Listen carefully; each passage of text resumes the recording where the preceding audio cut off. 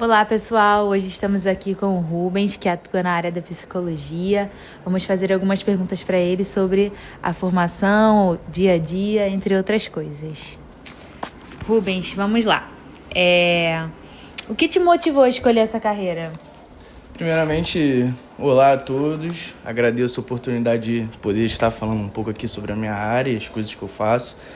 Então, o que me motivou a entrar para a psicologia foi quando eu me coloquei no lugar de paciente. Foi quando eu me passei a ver como a psicologia funciona assim na prática como um paciente. Aí eu pensei, isso aqui funciona, então eu acho que é mais ou menos por aí que eu quero trabalhar. Outra pergunta é: o que mais te atrai assim na sua profissão? O que você mais gosta? Olha, a psicologia ela é muito ampla, então assim, uma série de fatores me atraem na psicologia, mas eu acho que o que acaba mais me atraindo é você conseguir explorar mesmo o potencial de cada ser humano. Você pega ali um ser humano que ele está muitas das vezes passando por muitos problemas, passando por muitas dificuldades, e eu já adianto que não é o psicólogo que vai fazer com que aquele ser humano acabe, de certa forma, melhorando, mas é ele mesmo que vai se melhorar, ele mesmo que vai buscar ajuda, que vai... a terapia ela não é só o psicólogo que age, ela é o psicólogo e o paciente. Então, quando o paciente ele se engaja com o tratamento, quando ele quer fazer, ele tem um desenvolvimento muito nítido ali nele, e isso acaba acontecendo. Isso é algo que me fascina bastante na psicologia, ver um indivíduo saindo de um ponto A para um ponto B pelas suas próprias pernas, sabe? A gente meio que não faz muita coisa, é o paciente em si que segue o próprio caminho. A gente dá ali o horizonte, as ferramentas, mas é o paciente que ele segue o próprio caminho. Muito bem. Incrível, né, gente? Outra coisa é... Tem alguma abordagem que você gosta de utilizar com as crianças, né? Você trabalha com crianças. Com as crianças que você trabalha, assim, uma coisa que talvez funcione, algum método, não sei, alguma coisa. Então, a psicologia, volto a repetir, é muito ampla, tem diversas abordagens, diversas questões. Tem a psicanálise, tem o humanismo, tem a gestalt e tem as áreas comportamentais. Eu sou muito das áreas comportamentais. Atuando com crianças, eu trabalho com a ciência ABA, que é a análise do comportamento aplicado, e quando eu atendo adultos como psicólogo clínico, eu atendo por terapia cognitivo-comportamental, que são duas vertentes do comportamentalismo, que tem muito a ver da influência do ambiente no nosso comportamento. Então eu viso muito essa área, eu gosto de trabalhar por essa área. Sim. Outra pergunta é: quais são os transtornos que atualmente você tem mais visto? Assim, tem algum que tenha, né, mais pontualmente, assim, alguma coisa, algum transtorno? Nos consultórios, assim, os transtornos mais recorrentes são disparadamente ansiedade e depressão. Muito pelo contexto que a gente vive atualmente, de muita informação, tudo muito rápido, o alto uso de tela que acaba impulsionando quadros de ansiedade. Então são os dois casos assim que mais recorrentes. Tem muita questão também que não necessariamente são transtornos, como questões psicológicas mesmo, como baixa autoestima, muitas pessoas que têm dificuldade em relação ao futuro, emprego, o que vai querer fazer da vida ou não, problemas conjugais, problemas do tipo, mas relacionados a transtorno é ansiedade e depressão. O Brasil é o país mais ansioso do mundo, então assim, é muito comum ver isso na clínica.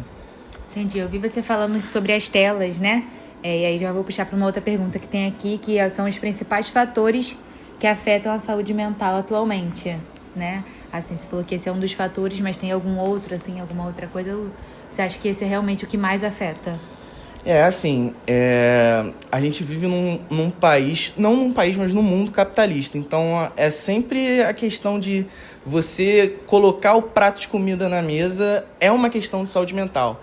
A gente até aprende na faculdade que não existe psicologia se a pessoa não tem condição de colocar um prato de comida na mesa. Isso acaba adoecendo muito as pessoas. Não é uma questão de transtorno ou não, é uma questão assim mais social mesmo. Tanto que a gente aprende que a psicologia ela é biopsicossocial, biológico, de neurotransmissores, que, por exemplo, afetam depressão, essas coisas. Biopsico, de psicológico, que é o nosso comportamento, ali o ambiente, e o social, que, cara, é também uma questão muito importante. A sociedade, ela, por si só, ela é adoecedora. É uma busca constante de metas, de cumprir com tarefas, de dar sempre o seu melhor. E isso acaba sendo muito complicado porque isso pode adoecer uma pessoa. As questões da tela também são muito complicadas porque quando você pega um TikTok da vida, é prazer imediato o tempo todo, prazer imediato o tempo todo. E tem até um paradoxo, né? Que quanto mais prazer você sente, menos prazer você é capaz de sentir. E isso está tudo a ver com nossos fundamentos neuroquímicos, por exemplo, que acabam afetando como o nosso cérebro ele vai funcionando. É informação o tempo todo, informação o tempo todo. Você acaba tendo essa necessidade de o tempo todo estar ali com aquelas informações, com aquela dopamina barata, e quando você vai fazer ações corriqueiras, cotidianas, acaba que não tem aquela bomba dopaminérgica que, por exemplo, um celular, meia hora de TikTok acaba te gerando. Então as coisas passam a se tornar menos prazerosas. E assim, isso e mais um monte de coisa podem afetar a nossa saúde mental, assim, alimentação, o ser humano em si, ele quer cada vez mais comidas hiperpalatáveis, ou seja, comidas fast food, esse tipo de coisa. A atividade física ela é fundamental para uma boa saúde mental. Não existe um cérebro 100%, na verdade não existe nenhum cérebro 100%, mas um cérebro funcional que não esteja fazendo a atividade física. Ela é primordial e o sedentarismo está cada vez maior presente na nossa sociedade. Então isso é um fator que acaba impulsionando alguns problemas de saúde mental. Isso aí. Uma outra pergunta que tem aqui é: quando uma pessoa deve procurar um psicólogo? Quando uma pessoa acho que é quando ela se vê num estado, né? Não sei se eu vou falar da maneira certa, mas aí para você explicar melhor pra gente, né? Quando a pessoa se vê num estado assim, ou será que a pessoa não se vê e alguém fala? Ou assim, alguma outra forma? Olha, é fundamental a gente entender que uma pessoa, quando entra num quadro, seja depressivo, seja qualquer sofrimento psíquico relevante, a pessoa muitas das vezes não consegue identificar que está daquela forma. É o que a gente chama de distorção cognitiva.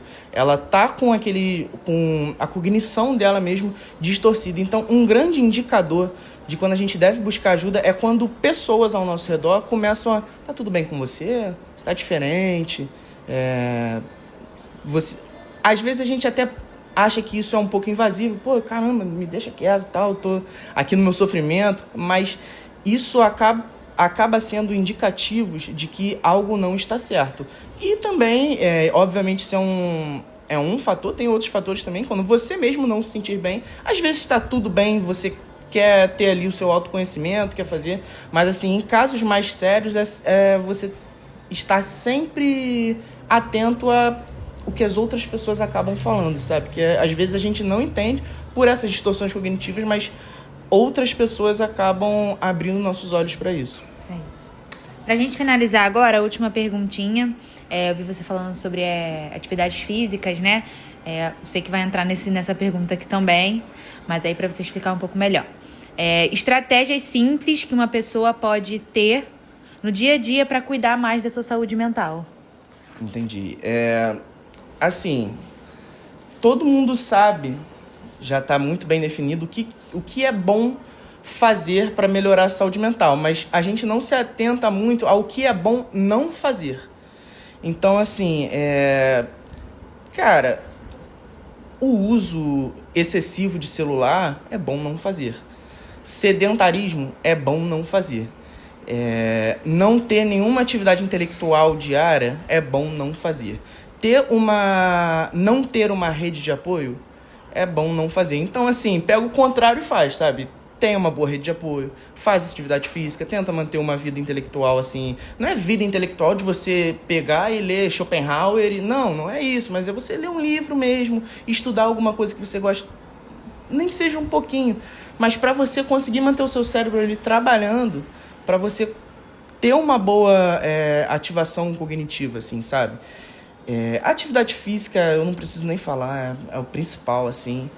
E, assim, tentar viver uma vida, assim, de uma maneira mais leve. Eu sei que a nossa sociedade não nos permite viver uma vida de uma maneira leve, mas é buscar meios para ter, assim, essa válvula de escape dentro dessa rotina, assim, desgastante que todo mundo aqui tem, né?